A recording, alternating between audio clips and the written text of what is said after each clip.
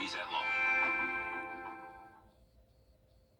Over the years, thousands of people have gotten their hands on one. And who knows, you could be next. Win your very own Good Morning Augusta coffee mug at WJBF.com/coffee club. Sponsored by Honda Cars of Aiken. The Very Vera Show, Thursdays at 12:30 on News Channel 6. The Live 5 or 6 Skyview Network, sponsored by Terry Lambert Hyundai.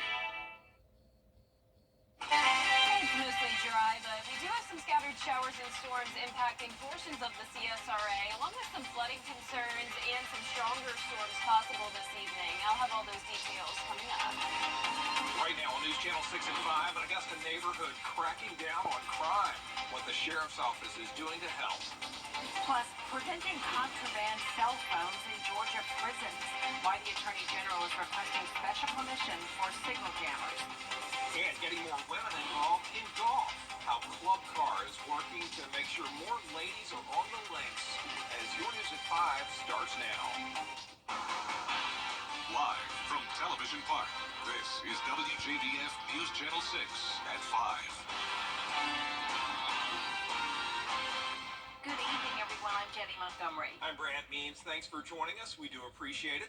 As coverage you can count on begins with new weapons in the fight against crime in a local neighborhood. The Richmond County Sheriff's Office unveiled the inaugural Citizens on Patrol vehicles to be used by the Somerville Neighborhood Association Crime Watch. Here's Bria Smith. The Somerville Citizens on Patrol's partnership with the Sheriff's Office aims to reduce crime, speeding, and any other issues that might happen. This is a way to proactively approach and prevent any potential crime. 3, 2, 1. Tuesday morning, the Sheriff's Department held the unveiling of Somerville's Citizens on Patrol vehicles. In partnership with the Sheriff's Office, the Neighborhood Watch program will monitor any suspicious or unusual activity and relay it back to law enforcement. They invested in their community. Just a month ago, we presented David here and his partner with the citation because they help us catch 2 juvenile car suspects because they was actively patrolling. Those that live and work here feel this will help keep crime in the area at a minimum. It does require active patrolling, which acts as a deterrent to the bad guys who want to come into your neighborhood. If they know somebody's looking, they tend not to want to come in. And the other side is, if something does happen, you have people out there that can say what they saw or maybe pick up the trail and help the sheriff's deputies do their job. Bill Coxwell owns Sweet Azalea Gourmet in the Somerville area and says from a business standpoint, the extra security is great. It's because where my business is located, the traffic is, they speed up Central, something terrible. And the proposed roundabout for that location will help that situation. The visibility, the presence of them being in the area will be like, okay, hey, I'm gonna go over here. I'm not gonna try to do anything. And we haven't had any real issues, but it's nice from a business standpoint. Citizens on Patrol is looking for any volunteers who live or work in the area. To do so, please contact the Richmond County Community Affairs Department. In Augusta, Bria Smith, WJBF, News Channel 6. The Bamberg County Sheriff's Office is soon going to be getting some new equipment. A $10,000 grant from the State Public Safety Department will go toward new body armor vests for officers. County leaders say they need those. It was just a few years ago, before Sheriff Bamberg was elected, a lot of our equipment in the Sheriff's Office was old, it was dated. And by applying for these types of grants, by cooperating with my staff members, we've been able to find and locate these sources, and we've been able to pretty much re-equip his entire department. The new equipment should be here within 3 months of that money getting cleared. It is time now for a first check of the weather. Let's check in with meteorologist Jenna Petracci. Well, guys, for the most part, things are looking pretty good, but we do have some areas in the CSRA dealing with some pretty strong storms. So let's take a look across the area. Right now, Wilkes County down to Hancock Drive, but notice this line of storms moving in. And some of these storms are containing some heavy rain, frequent lightning, and possibly even some wind gusts up to 50 miles per hour. Wherever you see the shaded color here, those are special weather statements being issued.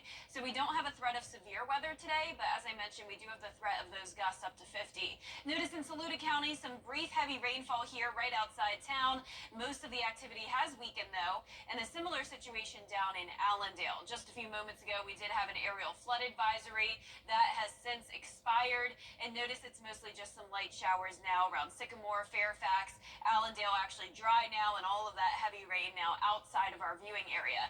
Over in Screven County, nothing very strong, but there is the very heavy rainfall moving into downtown Sylvania right now. Our Terry Lambert Hyundai Skyview cam at Augusta Regional Airport has been showing some lightning in the distance, but right now it is dry in Augusta and very breezy. Winds are up to, or temperatures are up to 87 right now in Augusta, 79 in Barnwell, Louisville at 89, Aiken, you're at 78 degrees, 87 in Crawfordville, and 85 in Waynesboro. Dew points are on the high side for sure. We're right around 70.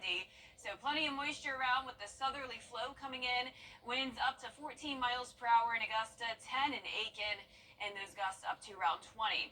As we look across the two-state here, lighting up with those storms, once this batch of rain comes through our area, we will get a break, and then another round comes in tomorrow. So notice we have this additional system currently impacting Mississippi and Louisiana, very similar to what we had last night with the very strong wind gusts over there.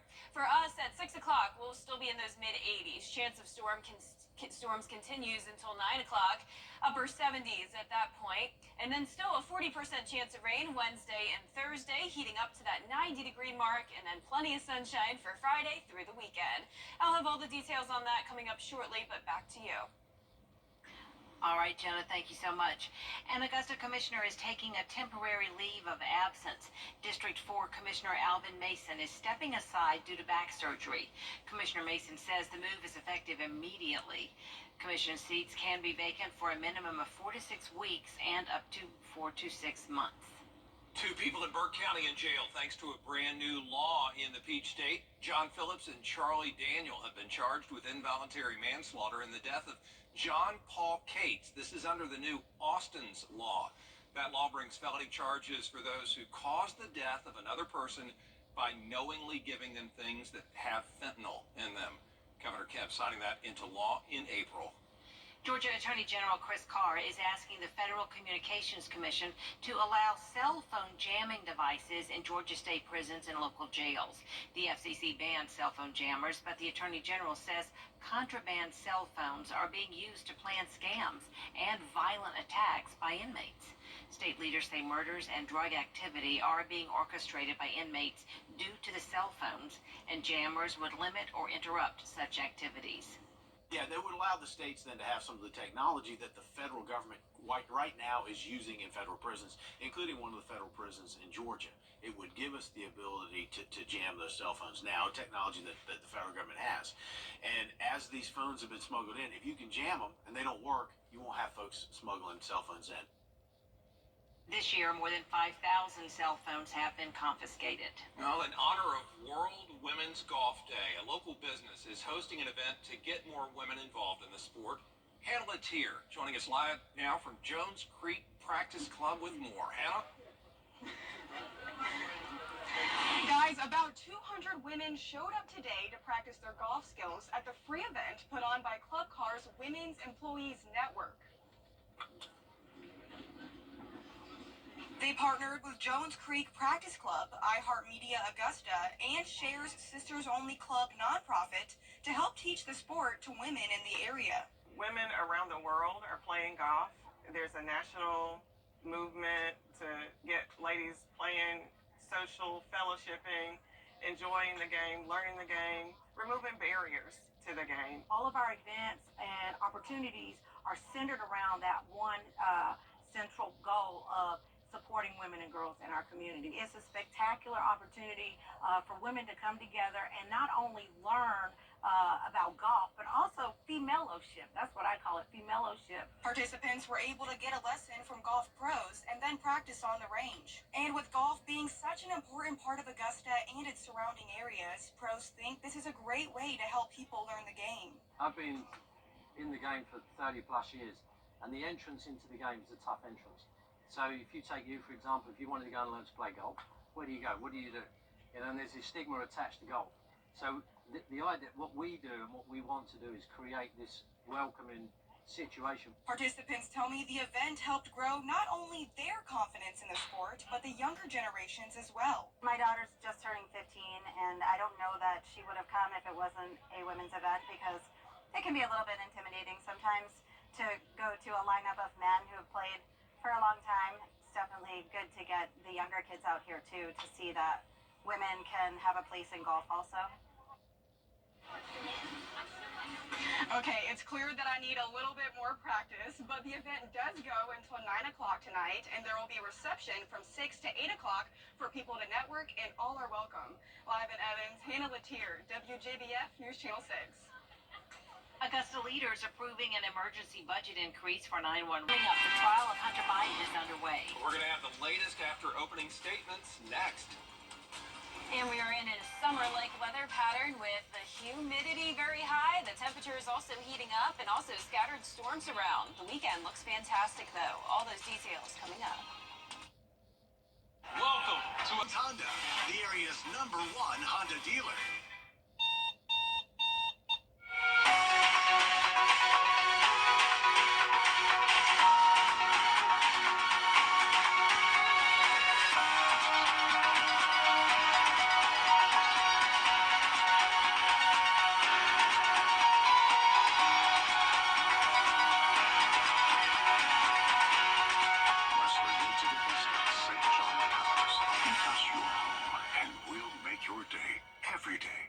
Here's how we make Ticketmaster.com. Now, your most accurate forecast with WJBF Live 5/6. Welcome back. Here's the latest on radar over the last hour. Most of the CSRA has been dry, but it's really been some of our southeastern lying counties where we've had these storms. Notice the shaded tan area here popping up. That's indicating some special weather statements for the wind gusts up to 50 miles per hour. We also have this additional line that's moving in and will impact the metro shortly, but even some additional storms now popping up in the metro and up into Edgefield and Saluda. But here's a look at these storms moving up towards the northeast. So Tolliver County, Crawfordville, all of this is moving into your direction, also into Wilkes County. And then here's a look at downtown Augusta. We have these isolated heavy downpours. Nothing strong or severe, but we will be watching this for those gusty winds and frequent lightning. Down towards the south in Screven County, right around downtown Sylvania, we have the very, very heavy rain. This is moving off towards the east, so parts of Allendale County will get some of this rain as well. So far, there's been a lot of places that only picked up trace amounts of rainfall over the last 24 hours. Other places such as Jefferson County getting close to that 1-inch mark, and also over an inch of rain in Allendale County. They actually had some minor flooding issues just a little bit ago, but things are looking better now. Our Terry Lambert Hyundai Skyview cam showing the rain coming down now at Augusta Regional Airport, out in the distance at least. Also very breezy with our flag blowing a lot. Winds at 14 miles per hour, 87 degrees. A very warm and muggy day with dew points around 70. Around the CSRA, a mix of upper 70s through 90. Right at 90, or actually just updated, 89 in Sparta, 91 though in Wrightsville. But notice this cool air pocket from all of the rain, 71 in Bamberg, 72 in Allendale, 89 in Louisville, 84 in Edgefield. So the temperatures are fluctuating based off the areas that receive rain. And as you can see here, that one batch coming in, moving out from Atlanta, and then also out towards the west, we have an additional round of strong and even severe storms out there. So a lot of instability all across the southeast, and we'll continue to see the chance of rain Wednesday and Thursday, but eventually the cold front will come through and that'll dry us out as we go into the weekend. But for tomorrow, starting out in the upper 60s, climbing into the upper 80s with that chance of rain in the afternoon. Dew points remain on the high side for now, but drop into the 50s over the weekend, so we'll eventually get some relief. 0% chance of rain for your weekend, but scattered storms still around Wednesday and Thursday. Here's our future cast. Tonight at 6 o'clock, you can see that batch of rain moves in and comes across the entire CSRA by around 10. to 11 o'clock tonight. Then as we go into tomorrow morning, mostly dry with the exception of some of these pop-up showers and storms, and we'll continue to see some pop-ups as we go into the afternoon, but not looking as widespread as what we had today. As I mentioned, we will have the cold front come through on Friday, though, and that'll clear us out, so plenty of sunshine to look forward to there. Weekend looks great. We will still be staying hot, though, so the cold front not bringing us much relief. Right back to 90 degrees for your Sunday. Our 10-day forecast showing those chances of rain Wednesday and Thursday. No chance of rain Friday through Sunday. Temperatures heating up to 90 degrees starting on Thursday. Lows briefly going down to 60 over the weekend, and then some more rain chances next week. All right, thank you, Jen. Appreciate it. Up next, fishing for treasure up in New York. How one couple got the catch of a lifetime ahead. Jenny, That's okay. As a fin Here. A day of magnet fishing in New York turned into a life-changing moment for one couple. Well, they found a safe with an estimated $100,000 inside. Zane Caldwell has the story. For James Kane and Barbie Agostini, magnet fishing has been a hobby that's bonded the couple for nearly a year. They got the idea to try magnet fishing during the COVID pandemic and have since chronicled their journey on their YouTube channel called Let's Get Magnetic, showcasing an array of finds from handguns to grenades. We found one grenade in Sheepshead Bay, Brooklyn. We found one across from the United Nations building in Gantry Plaza State Park. Firearms all over the entire 5 boroughs. The couple says magnet fishing is as simple as tying a heavy-duty magnet onto a rope, giving it a toss, and then waiting for it to connect to a metal object. Little did they know their casual pastime would lead them to the discovery of a lifetime. The two spent Friday afternoon magnet fishing at Corona Park's Meadow Lake.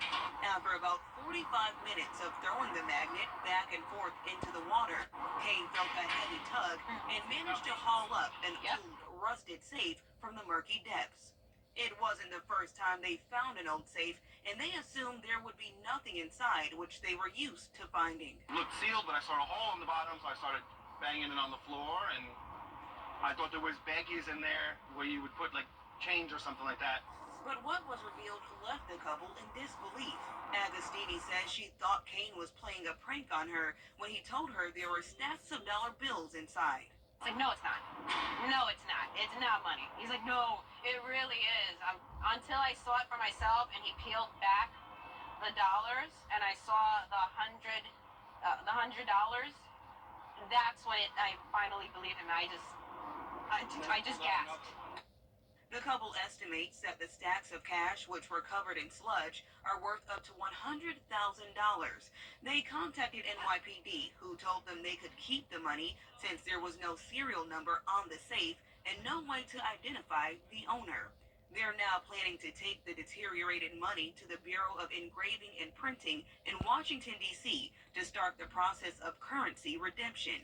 With their newfound wealth, the two are hoping to fulfill a lifelong dream of buying a home for their family of 5 out of New York City.